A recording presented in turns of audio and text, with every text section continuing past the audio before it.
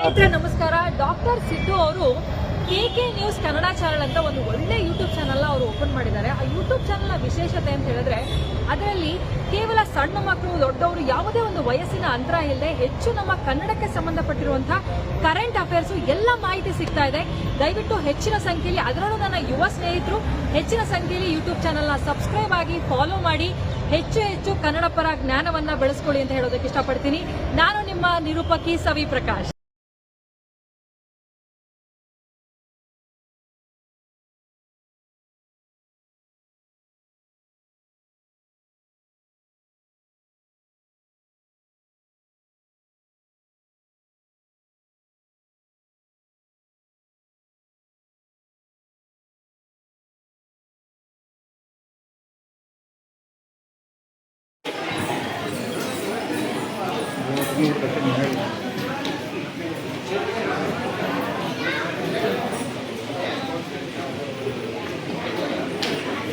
ಪತ್ರಿಕಾ ವಿಭಾಗದಲ್ಲಿ ಕಾರ್ಯನಿರ್ವಹಿಸ್ತಾ ಇರುವಂತಹ ಶ್ರೀಯುತ ಲಕ್ಷ್ಮಣ್ ಕಲಾಲ್ ಅವರಿಗೆ ಅಭಿನಂದನೆಗಳು ನಮ್ಮೆಲ್ಲರ ವತಿಯಿಂದ.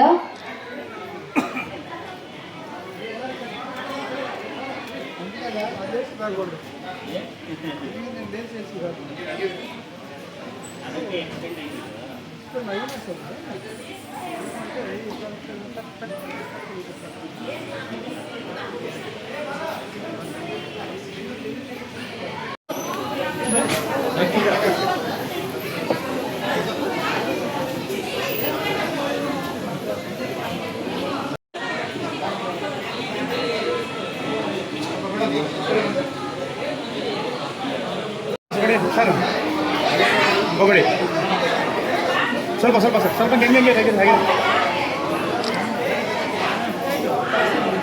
ಹಾಂ ರೈಟ್.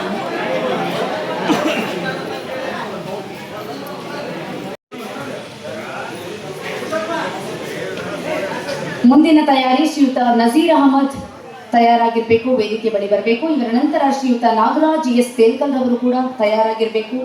ಅವರ ನಂತರ ಶ್ರೀಯುತ RK ಅಂಜು ಅವರು ತಯಾರಾಗಿ ವೇದಿಕೆ ಬಳಿ ಬರಬೇಕು.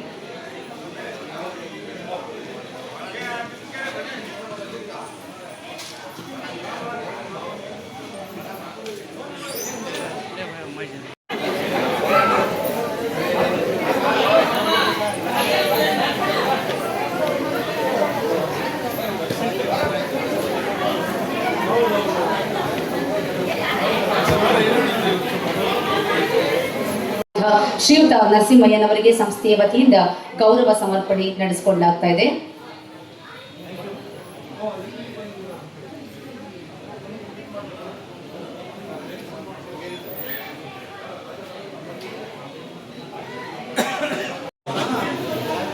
ನಮ್ಮ ಕಾರ್ಯಕ್ರಮದ ವಿಶೇಷ ಆಹ್ವಾನಿತರಲ್ಲಿ ಒಬ್ಬರಾದಂತಹ ಸನ್ಮಾನ್ಯ ಶ್ರೀ TN ಕನಕರಾಜು ಅವರು, ಇವರಿಗೂ ಕೂಡ ಸಂಸ್ಥೆಯ ವತಿಯಿಂದ ಗೌರವ ಸಮರ್ಪಣೆಯನ್ನ ಮಾಡಲಾಗ್ತಾ ಇದೆ.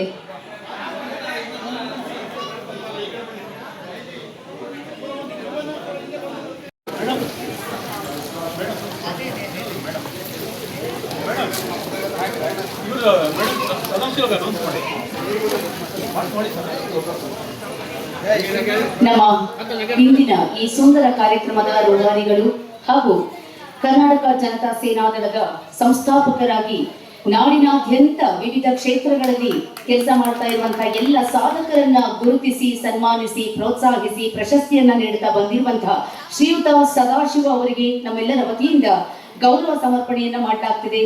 ಇಂಥವರು ನಮ್ಮ ಸಮಾಜದಲ್ಲಿ ಹೆಚ್ಚಾಗಬೇಕು, ಆಗ ಮಾತ್ರ ಎಲೆಮರೆ ಕಾಯಿಗಳಾಗಿರುವಂತಹ ಎಲ್ಲ ಕಲಾವಿದರು ಕೂಡ ಹೊರಗಡೆ ಬರ್ತಾರೆ ಎನ್ನುವಂತಹ ಮಾತಿನೊಂದಿಗೆ ಶ್ರೀಯುತ ಸದಾಶಿವ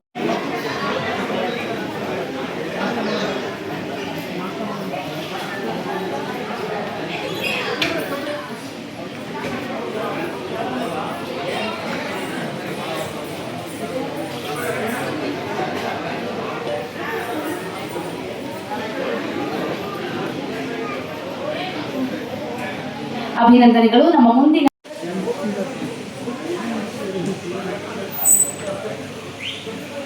ಕಾರ್ಯನಿರ್ವಹಿಸ್ತಾ ಇರುವಂತಹ ಶ್ರೀಯುತ ಮನೋಹರ್ ಕಾಂಬ್ಳೆ ಅವರ ಬುದ್ಧಶ್ರೀ ಪ್ರಶಸ್ತಿಯನ್ನ ಶ್ರೀಯುತ ಆನಂದ್ ಜಾಧವ್ ರವರು ಸ್ವೀಕಾರ ಮಾಡ್ತಾ ಇದ್ದಾರೆ.